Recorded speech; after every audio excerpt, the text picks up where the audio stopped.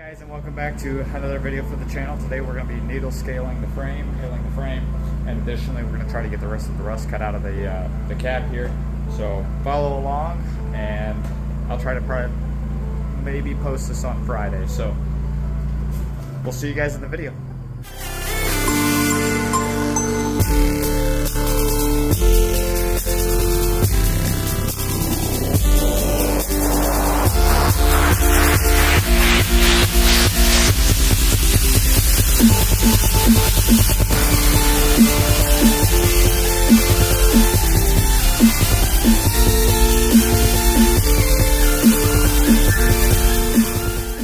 So I'm going to set up the camera on top of the cab, and we are going to needle scale this frame today. This is going to be a lot of noise, so I'm going to probably just time lapse this. The last video had us cutting out the rust in the frame. He will not be here today, so I will be trying to clean up the frame as far as I can today, and maybe even pulling the dash. We'll see how it goes. Stick along, and here we go.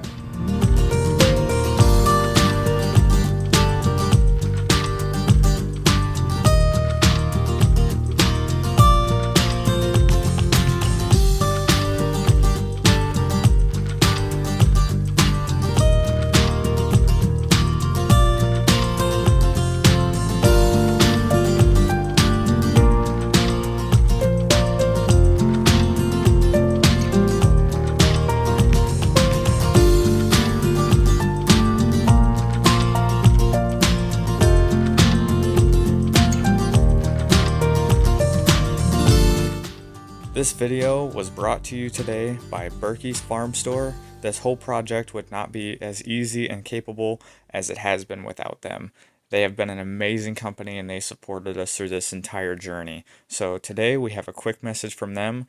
Thank you guys so much for sponsoring us and helping us out through this entire project. We know that it can't be done as easily without you guys, so thank you very much.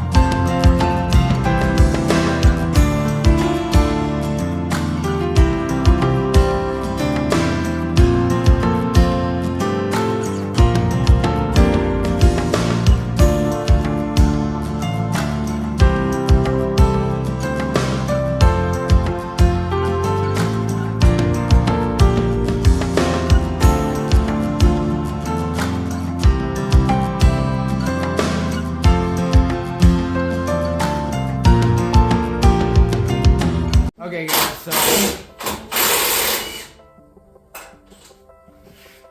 leaving that one in. So we're back with the truck.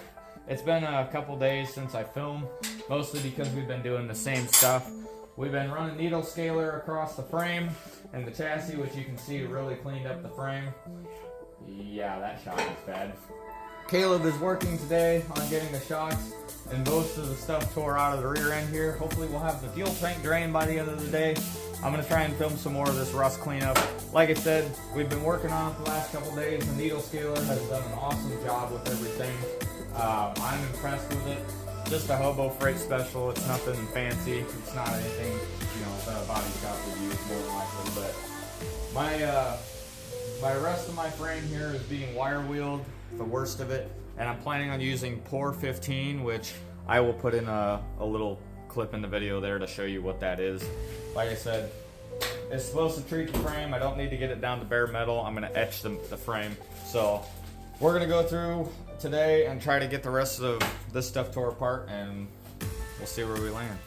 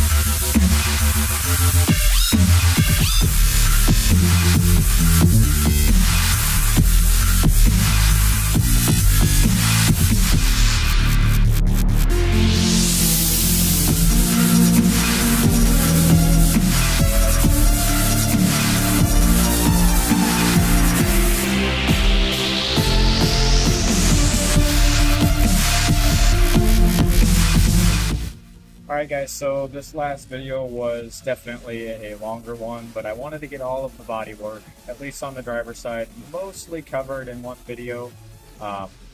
Unfortunately, the body guy is not going to be available for a little while, so that will have to take a pause, but we've got the cab structurally strong enough to actually lift it up. So what we're going to do is show you here what he's done, because all you guys have seen so far is a hyperlapse. So basically, we had the floor pan that I had purchased, which is supposed to cover this whole piece. And we had the inner rocker here, which had the whole inner rocker. However, the whole inner rocker, we wound up cutting it in half here and then running the seam on the inside. Sorry for that noise. Running the seam on the inside here, and then he cut back along here right about where the cancer in the truck had pretty much ended. This right here is the dual layer for that cab. So he's got it tacked here. It's still not perfectly flush. If it would focus, it's not perfectly flush. I can get my finger under there. We still got a lot of work to do on that, but it's very imperative that we get this piece replaced because it's got the mounts for the seat and the seat belt. This front cab corner, he's got it pretty much secured here. That was a very deep plug weld, which is why it looks so big. But we've got it all secured up here. He had to do a firewall repair, and I know you guys are going to start criticizing welds here, but he was working with very thin metal. There's not much he can do about it. So he basically put welds all up in here. He repaired this piece of the firewall. He also repaired this part of the firewall as well. You can see that there. We got our new cab mount. He's got to fill all this in. Everything here is basically, this piece is new. This is original. This is also new as well. We kept the same cup down here, and you can actually, this is very solid, very strong, so I'm very confident in how this is turning out. So we have new doors ordered and new parts, or the other door is ordered, new fenders and new fender wells. We're waiting on that. He had to rebuild this cab corner, which it is impossible to get the inner cab corner for these, so we just use this stock sheet metal from Menards. We've got some filling to do here, obviously, but got the weld in back here as well. We got the frame all cleaned up here. Needle scaler did one heck of a job. I am very happy with it. We are now waiting for the metal etching fluid to show up, and we're going to try a trial run of it. And like I said, everything here is looking pretty good. We got the drive shaft removed and the front, basically pinion gear that's in there, removed. The bearing is fine, so we're going to keep it. We also got the rear cover removed. The inspection plate, you know, we removed that. Everything inside of there looks amazing, so we aren't going to mess with it. However, I do need new leaf springs because the leaf spring on the driver's side here is very, very, very much broken. You can see this is the top half of the cup. So yeah, it's damaged. We got the front end all cleaned up here, wire wheeled. We need to metal etch it, and then we will be all set and ready for pour 15 and metal etching compound. All this has been cleaned up. We still have this entire side to do, but like I said, the plan is to actually unbolt the cab from the chassis and pick it up. That way we can basically take care of the frame underneath, and that's the plan there. The engine is going to be shipped off here in a couple weeks. I do need to strip it down. I decided I am going to tear it down. I am going to be doing all that work, so you'll get to see that, but I am going to have them machine everything, and I'm going to try and get footage out of that, but there is no promises there. I need to go find an engine stand that can hold the weight of this engine, and we'll be doing something there. That is not actually a jug of Roundup. That is all diesel fuel, so that is why that is sitting there. Like I said, guys, I really appreciate the support and watching to the end of the video. If you guys could share this with your friends, family, anybody that you think would enjoy this, greatly appreciated. All the support that has been pouring in from you guys is amazing. I can't even believe that the channel is starting to grow again after all that time of not being online. So I'm very ecstatic about it. I'm still making progress with recording service calls and stuff, so stay tuned for that, and thank you guys for watching, and we'll see you in the next video.